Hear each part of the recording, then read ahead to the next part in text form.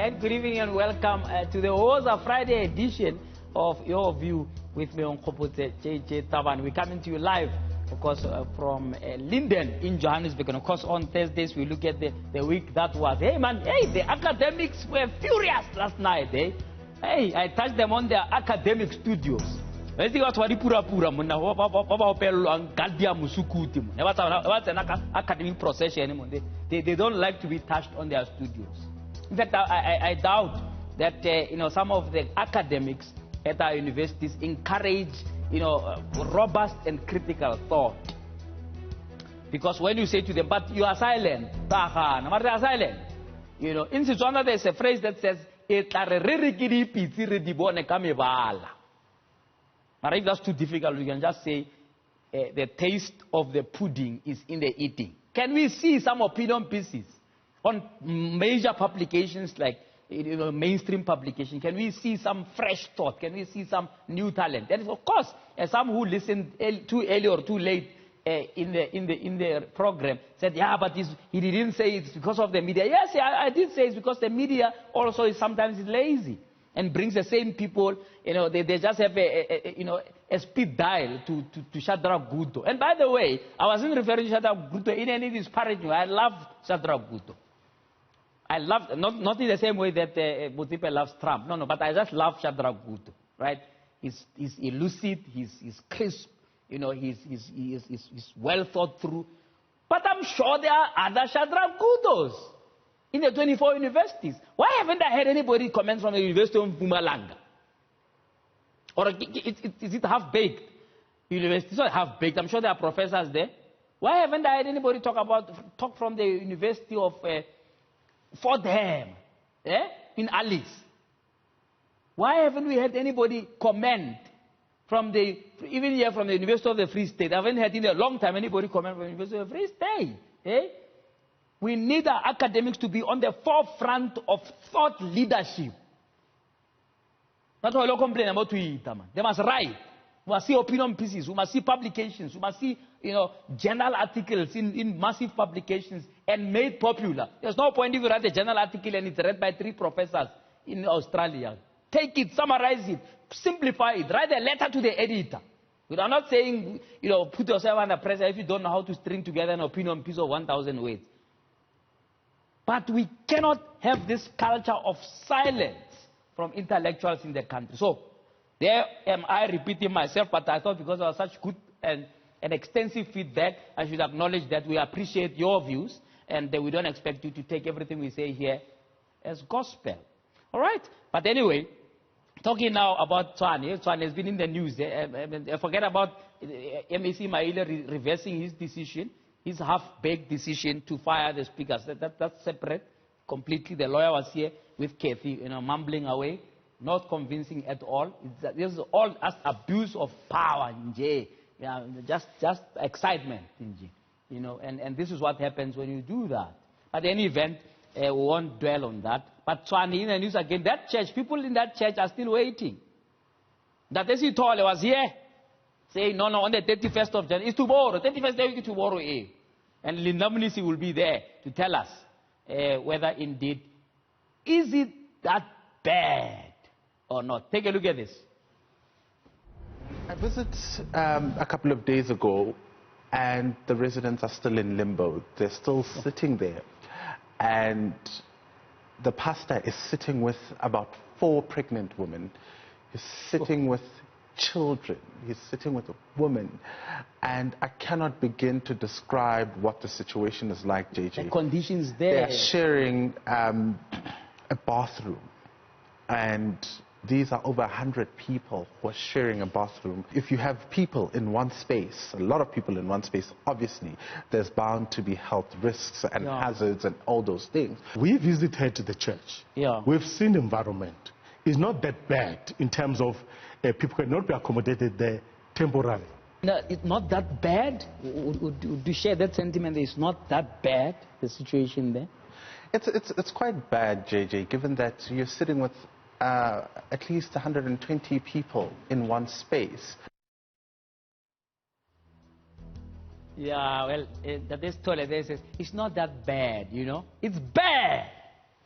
It's bad because Natasha Tolle and his colleagues will not go there and wash, in a basin. In a basin. The last time I saw somebody bath in a basin was at university. A chap who was remained nameless from a rural area who had never seen a basin in his life, went into a bathroom and missed the door to the showers and ended up using a basin. I think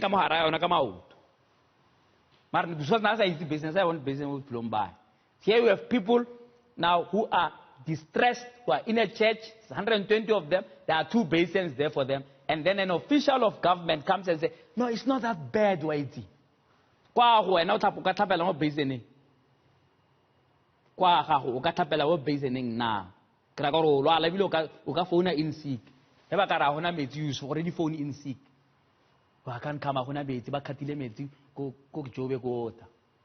But high level who you are supposed to serve. No, it's not that bad, right?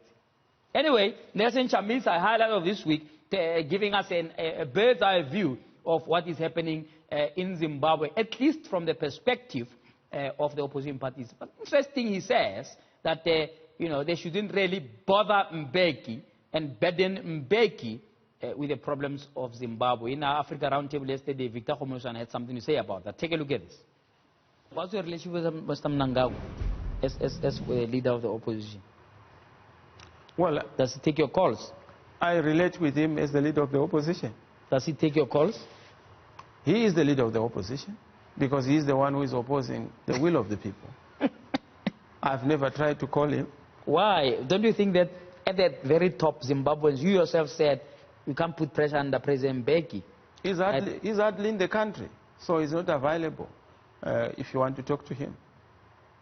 Don't you think that's part of the trouble, that you have not created, in a sense, channels, informal though they may be, to try and find each other as leaders at the very top of Zimbabwe's political strata? It's very difficult to find a person who is not, who cannot be found. It's very difficult to love somebody who is not lovable. So you have not called him. You have not tried to call him since he rigged the elections. The number is always busy. You don't have his number? I've tried him. He's not available. I don't know if Nelson Chamisa's attitude is going to help anything. Listen, life has a funny way of going on. You don't change things by saying you don't recognize people, because who recognizes you? So it's gimmicks, it's fun and games. Politicians like to do these things. And unless you can back it up, don't do it.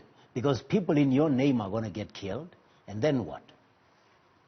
So I don't take anyone seriously who goes into gimmicks like that. I want you to have a plan. Yeah. You either are going to keep chipping away at the power block that is ZANU-PF until it collapses. You're going to lobby young Zimbabweans who don't have any political allegiance and show them that there's a plan to make Zimbabwe work. I wasn't impressed with the quiet diplomacy because what are you saying? We are moving towards multilateralism. We are encouraging regional integration. We know Africa stands to benefit from an integrated community. We know the borders that divide Africa are not African creations. They were created at the Berlin Conference in 1884, 1885. And yet you want to say the people of Zimbabwe must solve their own problems when you know those problems have, among others, weakened the institutions and captured the state. It was irresponsible of SADC as a whole, and I would say particularly of President Mbeki then, to talk about quiet diplomacy. If he was there so long ago when he was president, what can he do now? Oh, it's Chamisa Chepe. He says Mnangagwa can't be found, number one. Secondly, how do you love somebody who's not lovable? Okay? So the situation in Zimbabwe is bad. Okay? It's bad. He says it's not an exaggeration that people are queuing for steak and bread, and pies maybe. They're queuing, they're hungry. And the situation there requires nothing less than a rebellion and a revolution. Because there's absolutely no excuse why something that was called the bread basket of Africa is now a basket case of the continent. So Nelson Chamisa and those in Zimbabwe who want to see change, we wish you well. And as Victor was saying last night, not via gimmicks. You know, leaders must be able to reach out to each other. If here we're able to reach out to people who are maiming and killing people all over for years, why can't Zimbabweans who fought side by side in the trenches reach out to each other and try and solve that situation there, hey? Anyway, Davos, which is coming up at 10 o'clock, had some light moments. If you can call the Patrice Motsepe's declaration of love to Trump light at all, let's take a look. Congratulations. We'll start with you. Thank you. Salon.